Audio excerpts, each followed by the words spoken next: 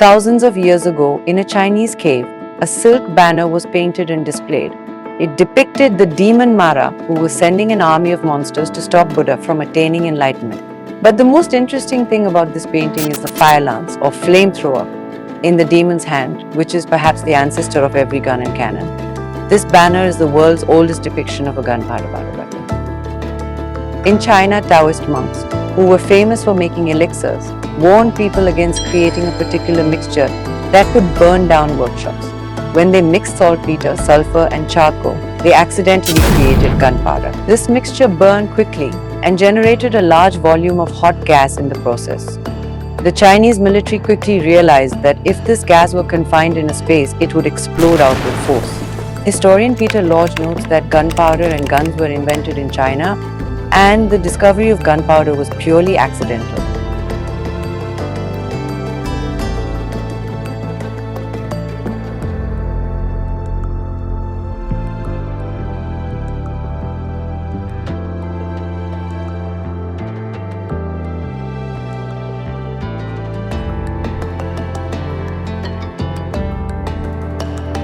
Historical records indicate that militaries began to see the potential of gunpowder for launching projectiles.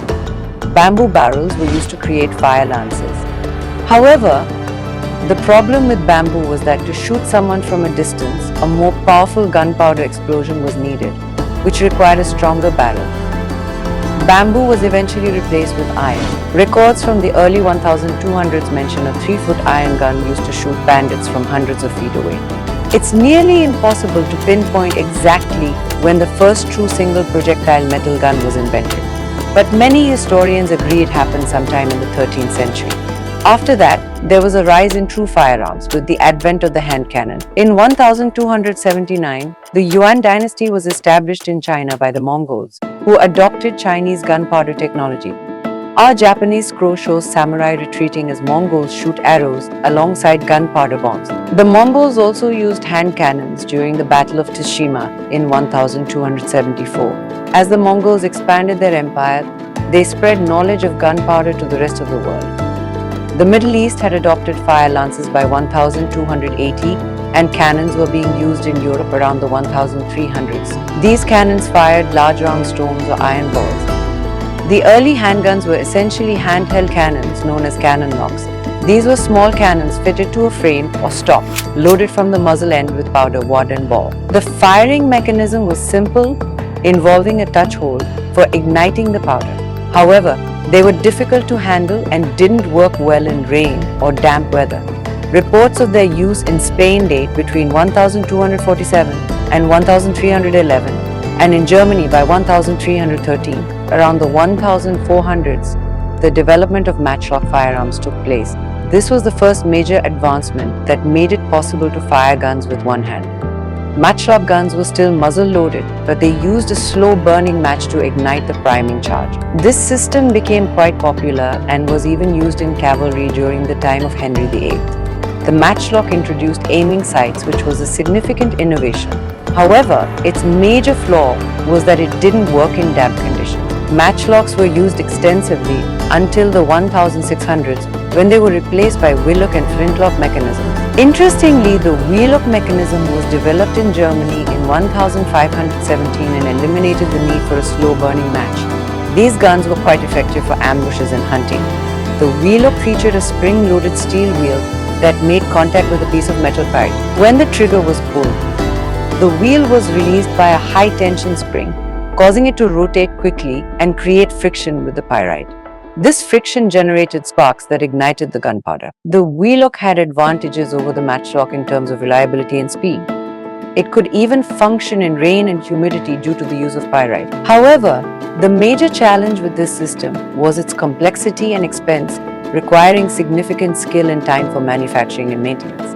Despite this, the mechanism remained in use throughout the 17th century. The snap-ons, introduced around 1570, was an early form of the flintlock. It involved attaching a flint to a spring-loaded arm that struck a metal plate to produce sparks. This mechanism was simpler and cheaper than the wheellock. The percussion cap was introduced in the 1800s. In 1807, a Scottish minister named Alexander John Forsyth invented the percussion system. It used mercury fulminate, which ignited upon impact. This invention paved the way for the self-contained cartridge, making firearms more reliable and efficient. Then, in 1835, Samuel Colt patented his famous Colt-Paterson revolver, the first commercially successful revolver. Before revolvers, firearms were single-shot, making the user vulnerable during reloading. The Colt-Paterson revolver was a 5-shot, single-action revolver with an innovative design that used a rotating cylinder aligned with the barrel when the trigger was pulled.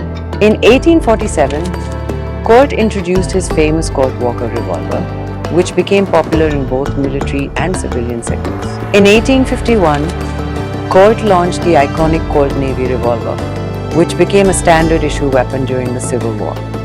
By the end of the 19th century and the beginning of the 20th, revolver designs and mechanics had significantly improved. Double-action revolvers were developed, which were faster and more reliable than single-action ones. In 1889, Colt launched the first successful double-action revolver, the Colt M1889. Along with Colt, brands like Smith & Wesson and Ruger developed high-performance revolvers that remain popular for law enforcement and civilian use. In 1835, Lefaucheux patented the pinfire system, which featured a self-contained cartridge. This was the first true breech-loading firearm system. The pinfire cartridge had a brass case containing the propellant, projectile, and primer. A small pin protruded from the side of the cartridge, which, when struck by the hammer, ignited the primer. This system popularized breech-loading firearms and provided obturation, sealing the chamber and preventing gases from escaping rearward. However, the exposed pin in pinfire cartridges posed a higher risk of accidental discharges, and eventually, centerfire cartridges replaced the pinfire system.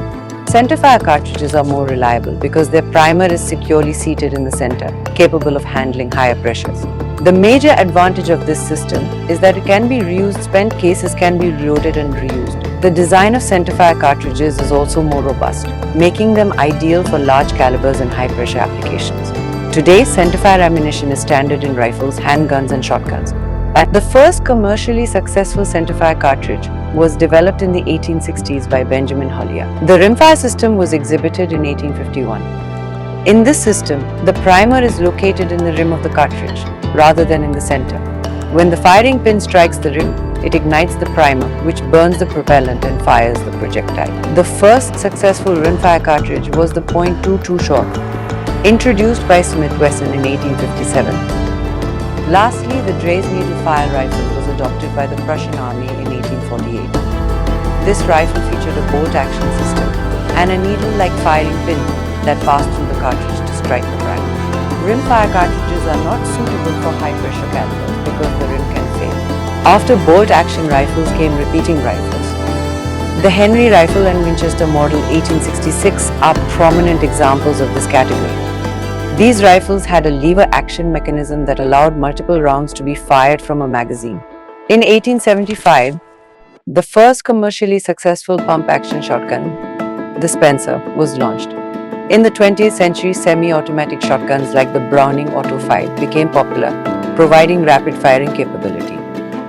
Now let's talk about pistols. These were single-shot firearms that used flintlock or matchlock mechanisms. The first significant development came in the 1880s with the creation of semi-automatic pistols. The first successful semi-automatic pistol was the Borchardt C93, designed by Hugo Borchardt in 1893. It featured an integrated magazine and a recoil-operated mechanism. This design became the foundation for modern semi-automatic pistols. Following this, the most famous and influential pistol was the Luger P08, designed by George Luger in 1889. The Luger P08 was chambered in 9mm parabellum, a caliber that remains popular to this day.